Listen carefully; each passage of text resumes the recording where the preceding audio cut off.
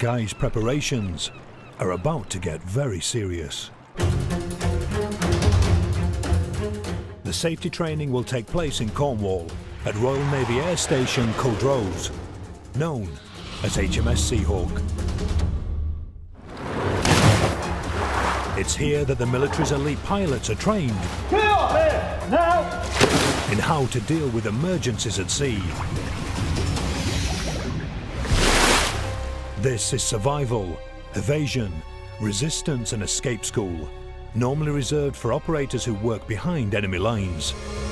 Today, they have their first civilian student. I set off last night. Only got here at 5:30 this morning. It's the end of the earth. We're on its 15 mile to Bloody Land's End. And well, I'm going to get wet. I'm not bothered about that. But I don't think I'm going to drown. It'd be a problem if we did. We're not going to drown. We're not going to drown, but I'm going to get put through my paces. Survival instructor Sergeant Russ Northwood is in charge of Guy's training. He starts by demonstrating the helicopter abandonment drill. Legs together. Certainly don't want them open because the water pressure might give you a little tap underneath. Stand by. Go. This is what Guy will have to do if he needs to jump clear of his airship. Turn around, make sure you are clear. Hand across the jacket and inflate your life jacket. Yeah. From that position, you are just going to wait for your recovery. Guy's turn. I'm going to take my shoes off. I've only got one set of shoes. Having to do this over the channel, even in early summer weather, comes with one major danger. Stand by. Go. Cold shock. The temperature that he's going to be entering the water in probably average around about 12 degrees. The skin is going to rapidly cool, and that will then cause massive changes to his heart rate. It's going to increase, and so is his blood pressure. He's now going to start cooling his nerves and his muscles, and what will happen is he won't be able to sustain himself without a life jacket. Perfect. If he just wanted to hold his breath in normal air temperature, he would be able to do that for a minute. In cold water and with cold shock, we'll be looking at 1 to 2 seconds that he'll be able to hold his breath. That's where drowning could possibly happen. Water cools the body 20 times faster than air, so the key is to be as still as possible and maintain the fetal position. The common misconception is that if you're cold in water, that you just keep moving. I would say that. No, because all that's going to happen is your heart is going to pump out warm blood into your arms, and then what will happen is it would rapidly cool and go back into your core and cool you down. I didn't know that. I would have said swim like Bulgari. No. We're learning. Don't flail about. You know, you can feel the heat from your body getting transmitted into the water a lot quicker. So if you're keeping tucked in, you're less surface area. Let's get comfy like this. Right, what's the next plan? The next exercise is designed to show Guy how to find a valuable breath of oxygen if he's trapped underwater. Your airship's going to be non-porous, and that's why we've gone for this biggest life raft that we've got. This is a non-porous material, so you're never going to be able to breathe through it. So you've got to make sure that by just learning that all you've got to do is to push it off your face, circulate your own breath, it will give you that moment of clarity to then continue your drill. Guy will have to swim under the raft and prove he can find an air cavity. He won't be allowed to use goggles, but remains undaunted. I'm getting into this, I quite like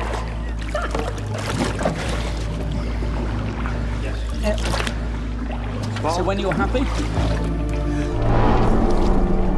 one under.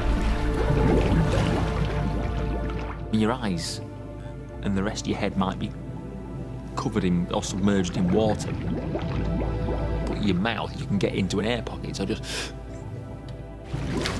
just got to have the confidence that when you breathe for some air that you're not going to fill it with water.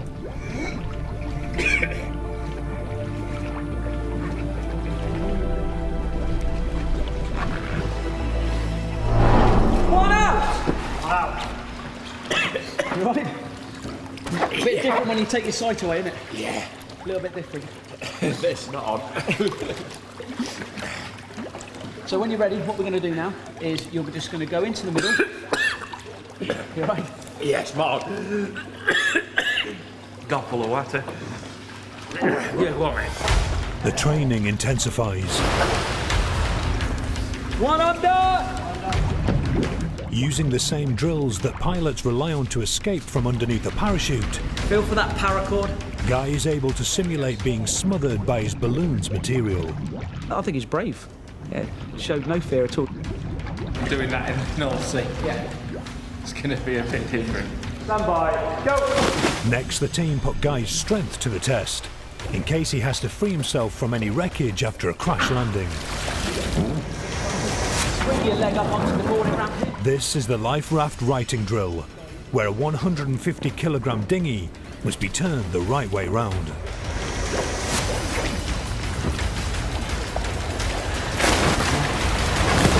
One under! One out!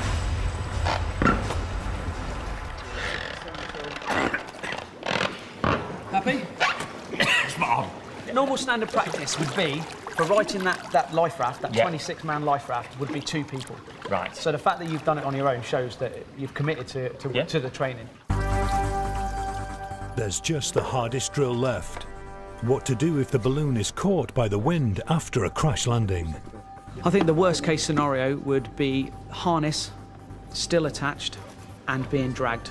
So our fast jet drag would be the worst situation for Guy to be in.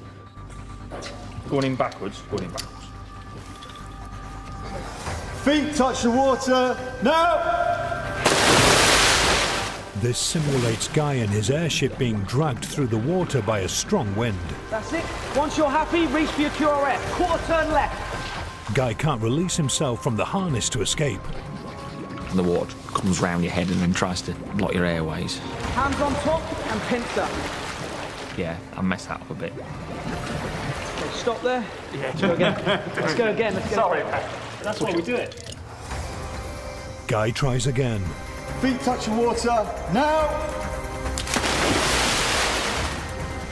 This time he successfully frees himself.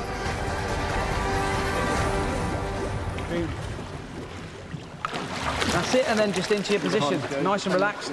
That's it. Okay. Happy? Guy's training is over, and he's passed with flying colours. Underwater, there was no confidence issues at all. No. You're happy enough then? Oh, absolutely. Absolutely. Just practice with that harness. Right. Understand the harness you've got, look at your connectors, and Yeah, just we need to know look it, at that. know it We do need to inside look at out. that.